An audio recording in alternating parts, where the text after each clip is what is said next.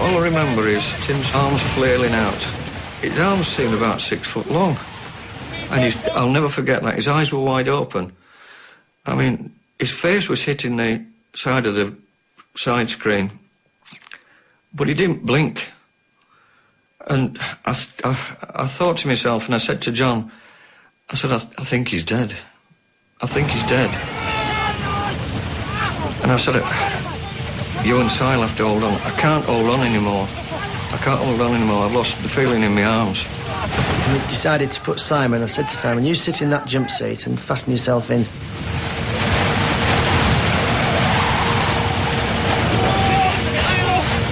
With Simon sitting in the seat, we'd freed Tim's legs from between the control column and the seat. So we hooked his feet over the back of the captain's seat, and then Simon literally put his hands on the top, just so he was holding his ankles down.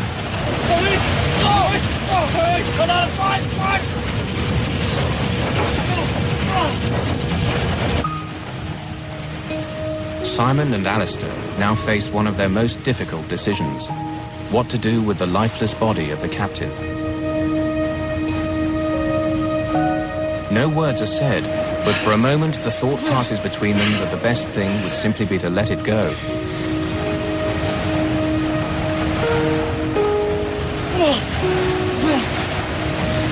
No! Can you hold on to it, please? But Alistair's order isn't simply an act of compassion. Releasing the body at the position it was in, it would have gone close to the upper area of the wing. It could have damaged the leading edge of the wing. Had it gone over the wing, it could very well have gone into the engine. Quite a lot of damage could have been caused by the release of the body. So I think it was a very sensible decision to try and keep him where he was. Alistair has managed to get down to 11,000 feet. Without the captain to help, he's operating the plane's systems from memory and shepherding it around Heathrow, some of the most congested airspace in the world.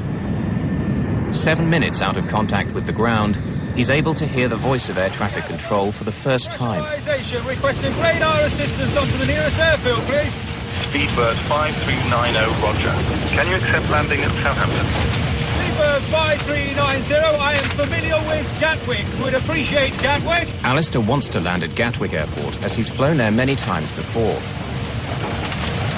But Southampton is nearer, and even though he's never flown there before, he knows he has to get down fast. And I am on 150 knots.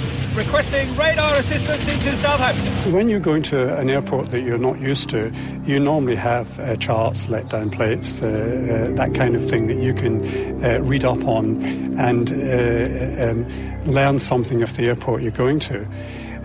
But he knew nothing of Southampton. He hadn't been there. He had no charts because everything had gone out the window. There was no let-down plates to look at the approach and so on.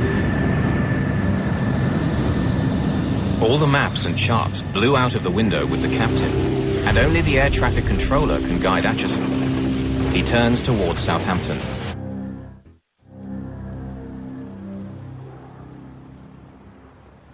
Southampton, this is Speedbird 5390. Do you read? Speedbird 5390. Good morning. Identified on handover from London radar 6 miles west of Southampton Airfield. What is your passing level? Roger, sir. I am not familiar with Southampton. Request you shepherd me onto the runway. When he spoke, he was obviously stressed. It sounded as if he was under a fair bit of pressure. What is your number of persons on board? We have 84 passengers on board, and I think that will be all until we are on the ground. Roger, that's copied. I've been advised it's pressurisation failure. Is that the only problem? Negative. The captain is half out of the aeroplane, I understand. I believe he's dead. Roger, that is copied.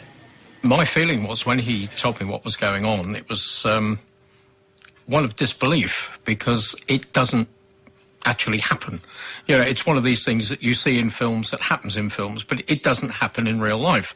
And it was sort of the hairs in the back of the neck go up, and there's this feeling down the spine, the tingle down the spine, and you think, no, it's not for real, but it's got to be.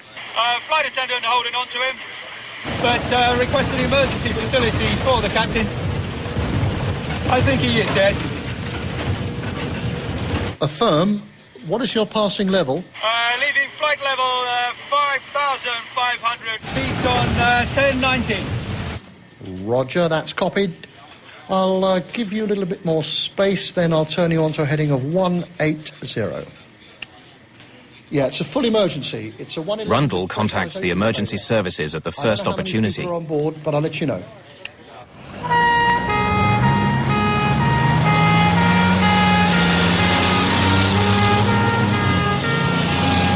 Could you confirm that the length of runway at Southampton is acceptable for a 111?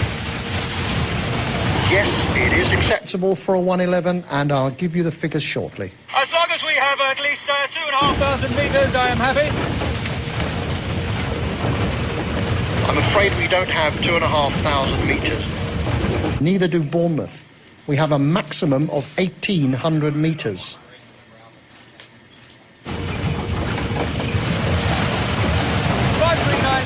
Atchison is concerned that the plane is above its maximum landing weight, being full of fuel for the journey to Malaga.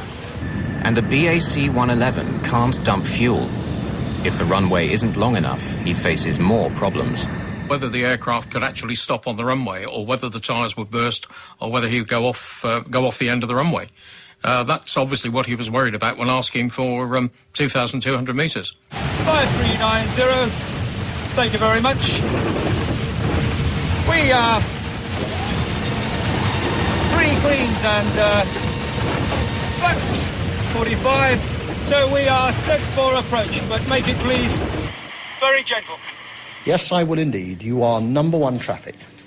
If you think about it, all the airline pilot training is done with 2 pilots, both compassementis in the cockpit, one flying the aeroplane and the other one doing all the emergency drills. So what you actually had was the captain hanging out the window, at least one person hanging onto his legs, and Alistair flying the aeroplane with nobody else to talk to. Speedbird of 5390. It's 9 miles from touchdown. You're clear to land. Wind indicates 020 degrees at 14 knots. Descend to height to 15400 feet. QFE is 1017. Roger, sir. Descending to 1,500 feet. Talk me down all the way. I need all the help I can get. Roger, you'll be able to stop the aircraft on the runway and evacuate the aircraft on the runway. He must have been about 6 or 7 miles from touchdown. And obviously at that point I kept talking until he was happy he could see the runway and was happy to continue looking out the window and land the aeroplane. At the point he said he was visual with the runway, I effectively stopped talking.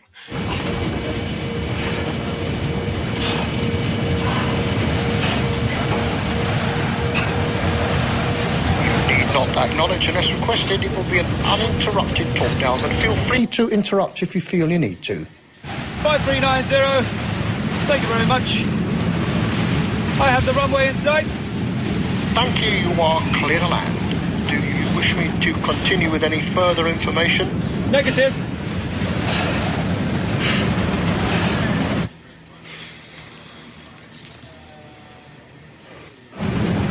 "32 minutes after takeoff, with 81 terrified passengers, a nearly full fuel tank, and the captain blasted out of the window, Alistair Atchison attempts the most difficult landing of his career.